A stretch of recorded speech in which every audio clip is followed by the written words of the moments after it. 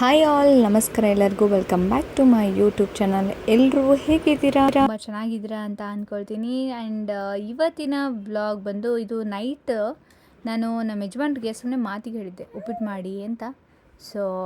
ಸೂರ್ಯ ಯಾವ ಕಡೆ ಹುಟ್ಟಿದ್ನೋ ಗೊತ್ತಿಲ್ಲ, ಉಪ್ಪಿಟ್ಟು ಮಾಡೋಕ್ಕೆ ಶುರು ಮಾಡಿದರು ನಮ್ಮ ಯಜಮಾನ್ರು.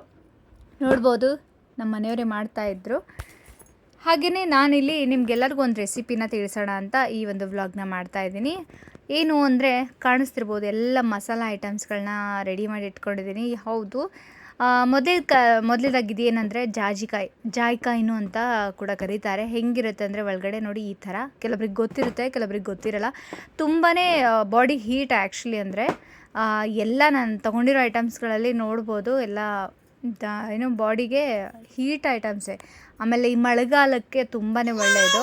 ಆ್ಯಂಡ್ ಏಲಕ್ಕಿ, ಚಕ್ಕೆ, ಲವಂಗ ಹಾಗೂ ಕಾಳುಮೆಣಸು ಮತ್ತು ಜಾಯಿಕಾಯಿ, ಇದೆಲ್ಲ ಏನಕ್ಕೆ ಹೇಳ್ತೀನಿ ತಡೀರಿ. ಉಪ್ಪಿಟ್ಟು ರೆಡಿಯಾಗಿದೆ, ಉಪ್ಪಿಟ್ಟನ್ನು ತಿಂದು ಮುಗಿಸ್ತೀನಿ. ಉಪ್ಪಿಟ್ಟು ಮಾತ್ರ ಸಖತ್ತಾಗಿ ಮಾಡಿದರು ನಮ್ಮ ಯಜಮಾನ್ರು. So thank you. ಇದು ತುಂಬಾ ಟೇಸ್ಟಿಯಾಗಿ ಮಾಡಿದರು. ಆ್ಯಂಡ್ ಇಲ್ಲಿ ಒಂದೊಂದು ಐಟಮ್ಸ್ಗಳನ್ನು ಹಾಕ್ಕೊಂಡು ಹೋಗೋಣ.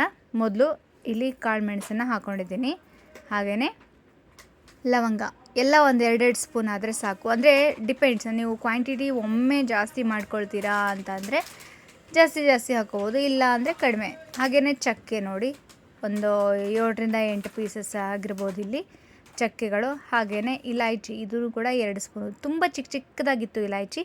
ಜೊತೆಗೆ ದೊಡ್ಡದು ಬರುತ್ತಲ್ಲ ಏನು ಏಲಕ್ಕಿ, ಅದನ್ನು ಕೂಡ ಹಾಕ್ಬೋದು, ಮಸಾಲೆ ಎಲ್ಲಿ ಸಿಗುತ್ತಲ್ಲ. ಹಾಗೆಯೇ ಇಲ್ಲಿ ಸೋಂಪು, ಇದೊಂದು ಸ್ವಲ್ಪ ಜಾಸ್ತಿ ಹಾಕ್ಕೊಂಡಿದ್ದೀನಿ, ಒಂದು 4 ಸ್ಪೂನ್ ಆಗೋಷ್ಟು. ಜೀರ್ಣಕ್ರಿಯೆಗೆ ತುಂಬಾ ಒಳ್ಳೆಯದು ಸೋಂಪು. ಊಟ ಆದಮೇಲೆ ಕಂಪಲ್ಸರಿ ತಿಂತಾರೆ. ಇದನ್ನು ಸ್ವಲ್ಪ ತುಪ್ಪ ಮತ್ತು ಉಪ್ಪನ್ನು ಹಾಕಿ ಹುರಿದು ಒಂದು ಕಂಟೈನರ್ ಬಾಕ್ಸಲ್ಲಿ ಇಟ್ಕೊಂಡ್ರೆ ತುಂಬ ಚೆನ್ನಾಗಿರುತ್ತೆ, ನೋಡ್ಬೋದು. ಹಾಗೆಯೇ ಜಾಯಿಕಾಯಿನ ಸ್ವಲ್ಪ ಕುಟ್ಬಿಟ್ಟು ಇದು ಕೂಡ ಹಾಕ್ತಾ ಇದ್ದೀನಿ. ಇದನ್ನೆಲ್ಲ ಚೆನ್ನಾಗಿ ಸ್ವಲ್ಪ ಬಿಸಿ ಆಗಬೇಕು, ಫ್ರೈ ಆಗಬೇಕು. ತುಂಬ ಫ್ರೈ ಆಗೋದೇನು ಬೇಡ, ಸ್ವಲ್ಪ ಲೈಟಾಗಿ ಬಿಸಿ ಆಗಬೇಕು. ಈಗ ಇಲ್ಲಿ ನಾನು ಗ್ಯಾಸ್ ಸ್ಟವ್ನ ಆಫ್ ಮಾಡ್ತಾಯಿದ್ದೀನಿ. ಬರೀ ಏನು ಮಾಡ್ತಾಯಿದ್ದೀನಿ ಅಂದರೆ ಏನೇನು ಹಾಕಿ ಮಸಾಲೆ ಹುರಿತಾ ಇದ್ದೀನಿ ಏನಂತ ಹೇಳಿಲ್ವಲ್ಲ. ಹಾಗೇನೆ ಇಲ್ಲಿ ಒಣಶುಂಠಿನ ತೊಗೊಂಡಿದ್ದೀನಿ. ಒಣಶುಂಠಿ ಇದನ್ನು ಕೂಡ ಜಜ್ಜಿಬಿಟ್ಟು ಎಲ್ಲರೂ ಮಿಕ್ಸಿ ಜಾರಿಗೆ ಹಾಕ್ಕೊಂಡು ಪುಡಿ ಮಾಡಿ ರೆಡಿ ಮಾಡಿ ಇಟ್ಕೋಬೇಕು. ಹೌದು, ಏನು ಅಂದರೆ ಇದು ಟೀಗೆ ಇದು ಮಸಾಲಾನ ರೆಡಿ ಮಾಡಿ ಇಟ್ಕೊಂಡಿದ್ದೀನಿ. ಹೌದು, ಕೆಲವೊಂದು ಸಾರಿ ಮಸಾಲ ಚಾಯ್ ಮಾಡು ಅಂತ ಹೇಳ್ತಾರೆ, ಆಗ ಎಲ್ಲನೂ ಒಂದೊಂದಾಗಿ ಕುಟ್ಟಿ ಮಾಡೋಕ್ಕೆ ತುಂಬ ಟೈಮ್ ಹಿಡಿಯುತ್ತೆ. ಅದ್ರ ಬದಲು ನಾನು ಒಮ್ಮೆ ರೆಡಿ ಮಾಡಿ ಇಟ್ಕೊಳ್ಳೋಣ ಅಂತಲೇ ಇವತ್ತು ನಾನು ಈ ಮಸಾಲೆನ ರೆಡಿ ಮಾಡಿ ಇಟ್ಕೊಂಡಿದ್ದೀನಿ. ಹಾಗೆ ಫ್ರೆಶ್ ಆಗಿರೋ ತುಳಸಿನೂ ಕೂಡ ಕಡಿದು ರೆಡಿ ಮಾಡಿ ಇಟ್ಟಿದ್ದೀನಿ. ಅದನ್ನು ಸ್ವಲ್ಪ ಮೊದಲೇ ಕಡಿದು ಸ್ವಲ್ಪ ಒಣಗಿಸ್ಬಿಟ್ಟು ಈ ಒಂದು ಮಾಡಿಟ್ಕೊಂಡಿರೋ ಮಸಾಲೆಯಲ್ಲಿ ಮಿಕ್ಸ್ ಮಾಡಿದ್ರೆ ತುಂಬ ಚೆನ್ನಾಗಿರುತ್ತೆ. ಹಾಗೆ ಇದು ಫ್ರೈಡೇ ಮಾರ್ನಿಂಗ್ ನಾನು ಇಲ್ಲಿ ಟೀ ಮಾಡ್ತಾಯಿದ್ದೀನಿ. ನೋಡ್ಬೋದು, 1 ಕಪ್ಪಷ್ಟು ನೀರು ಹಾಕ್ಕೊಂಡಿದ್ದೀನಿ. ಟೀ ಮಾಡೋದನ್ನೆಲ್ಲ ನಿಮಗೇನು ಹೇಳಬೇಕಾಗಿಲ್ಲ, ಬಟ್ ನಾನು ಮಾಡ್ತಿರೋದನ್ನ ನಿಮಗೆ ತೋರಿಸ್ತಾ ಇದ್ದೀನಿ ಅಷ್ಟೇ. ನೋಡ್ಬೋದು, ನಾನಿಲ್ಲಿ 1 ಕಪ್ ಮಾಡ್ತಾಯಿದ್ದೀನಿ. ಹಾಗಾಗಿ ಒಂದು ಚಿಟಿಕೆಯಷ್ಟು ನೋಡ್ಬೋದು ಆ ಸ್ಪೂನಲ್ಲಿ ಎಷ್ಟು ಕ್ವಾಂಟಿಟಿ ಹಾಕಿದ್ದೀನಿ ಅನ್ನೋದು ಮಸಾಲೆ.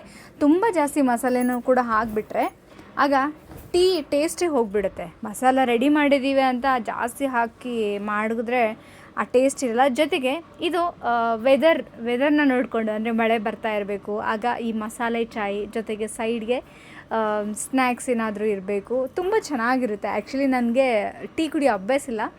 ಕೆಲವೊಂದು ಸಾರಿ ಈ ಮಸಾಲೆ ಟೀ ಮಾಡೋಕ್ಕೆ ತುಂಬಾ ಇಂಟ್ರೆಸ್ಟ್ ಇದೆ.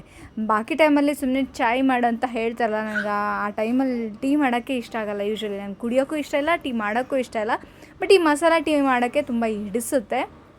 ನೋಡ್ಬೋದು, ಸ್ವಲ್ಪ ಕುದ್ದಾದಮೇಲೆ ನಾನಿಲ್ಲಿ ತುಳಸಿ ಎಲೆಗಳನ್ನು ಹಾಕ್ಕೊಂಡಿದ್ದೀನಿ. ತುಳಸಿ ಎಲೆಗಳನ್ನು ಹೇಳ್ದಂಗೆ ಮೊದಲೇ ಕಡಿದ್ಬಿಟ್ಟು ಅದನ್ನು ನೆರಳಲ್ಲೇ ಒಣಗಿಸ್ಬಿಟ್ಟು ಇದರಲ್ಲಿ ಸ್ವಲ್ಪ ರಫ್ಲಿಯಾಗಿ ಕೈಯಿಂದನೇ ಉಜ್ಜಿಬಿಟ್ಟು ನಾವು ಆ ಮಸಾಲೆಯಲ್ಲಿ ಹಾಕಿ ಇಟ್ಕೊಂಡ್ರೆ 1 ತಿಂಗಳಗಟ್ಟಲೆ ಕೂಡ ಆರಾಮಾಗಿ ಸ್ಟೋರ್ ಮಾಡಿ ಇಟ್ಕೋಬೋದು. ಸೊ ಟ್ರೈ ಮಾಡ್ತೀರಾ ಅಲ್ವಾ? ಖಂಡಿತವಾಗ್ಲೂ ಎಲ್ಲರೂ ಟ್ರೈ ಮಾಡಿ, ನಿಮ್ಮ ಮನೆಯವ್ರು ಎಲ್ಲರಿಗೂ ಮಾಡಿಕೊಡಿ, ತುಂಬ ಹಿಡಿಸುತ್ತೆ. ಆ್ಯಂಡ್ ಅವರ ಅನಿಸಿಕೆ ಅಭಿಪ್ರಾಯನ ನನಗೆ ಕಮೆಂಟ್ ಸೆಕ್ಷನಲ್ಲಿ ತಿಳಿಸೋದು ಮಾತ್ರ ಮರಿಬೇಡಿ. ಟೀ ಜೊತೆ ಏನಾದರೂ ಸ್ನ್ಯಾಕ್ಸ್ ಮಾಡಿಕೊಡಿ, ಇನ್ನೂ ಹಿಡಿಸುತ್ತೆ. ಯಾರೆಲ್ಲ ನನ್ನ ಚಾನಲ್ನ ಮೊದಲೇ ಬಾರಿ ನೋಡ್ತಾ ಇದ್ದೀರಾ ಚಾನಲ್ನ ಸಬ್ಸ್ಕ್ರೈಬ್ ಮಾಡ್ಕೊಳ್ಳಿ, ಹಾಗೆ ಫ್ರೆಂಡ್ಸ್ಗೂ ಫ್ಯಾಮಿಲಿಗೂ ಶೇರ್ ಮಾಡೋದನ್ನ ಮರಿಬೇಡಿ. ಆ್ಯಂಡ್ ಇವತ್ತಿನ ಬ್ಲಾಗ್ ಹೇಗಿತ್ತು ಅನ್ನೋದನ್ನ ಕಮೆಂಟ್ ಸೆಕ್ಷನ್ ತಿಳಿಸೋದು ಮಾತ್ರ ಮರಿಬೇಡಿ. ಇಷ್ಟ ಆಗಿದ್ದಲ್ಲಿ ಲೈಕ್ ಮಾಡಿ, ಕಮೆಂಟ್ ಮಾಡಿ ಹಾಗೂ ಶೇರ್ ಮಾಡಿ. ಮತ್ತೊಂದು ಹೊಸ ಬ್ಲಾಗ್ ಜೊತೆ ನಿಮ್ಮೆಲ್ಲರನ್ನ ಭೇಟಿ ಆಗ್ತೀನಿ. ಅಲ್ಲಿವರೆಗೂ ಬಾಯ್ ಬಾಯ್ ಆ್ಯಂಡ್ ಟೇಕ್ ಕೇರ್.